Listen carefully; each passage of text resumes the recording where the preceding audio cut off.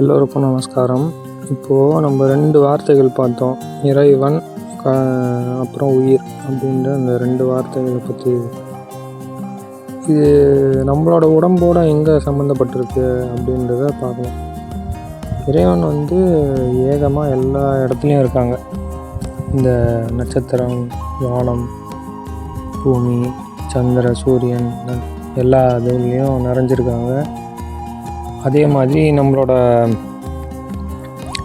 பூமியிலையும் பார்த்திங்கன்னா பல்வகையான உயிரினங்கள்லேயும் நிறைஞ்சிருக்காங்க. இப்போது இதில் எல்லாருக்கும் மேன்மையான ஒருத்தர் யார் அப்படின்னா மனிதன் தான்.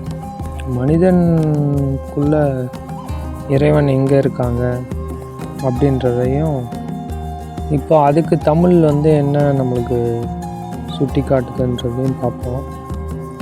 இப்போது இது எல்லாத்தையும் ஒரு மனிதன் அறிஞ்சிருந்தால் தானே அது உண்டான ஒரு வார்த்தையை கொடுத்து அவங்களால எழுத முடியும்.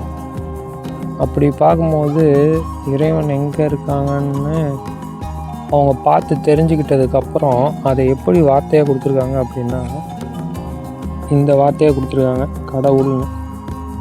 அதாவது ஒரு மனிதன் எப்படி இறைவனை அடைகிறாங்க அப்படின்னா கடந்து உள் செல்வதனால் கடவுளை அடைகிறார்கள். அப்போது அடைகிறது இறைவன் தான்.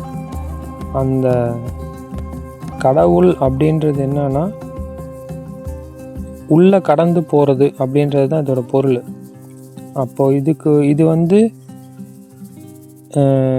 இங்கிலீஷில் சொல்லணும் அப்படின்னா இது மெத்தடு, செய்முறை.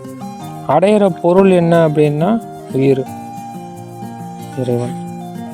அப்போது இந்த வார்த்தைக்கு பொருள், கடவுள் அப்படின்றதுக்கு பொருள் கடந்து உள் செல்வது. இது மெத்தடு. இதை கடவுள்னு சொல்லிட்டு இந்த வார்த்தைக்கு நம்ம என்ன பண்ணக்கூடாது, ஒரு உருவத்தை கொடுக்கக்கூடாது. இது மெத்தடு. அடையிற பொருள் தான் உயிரும் இறைவனும்.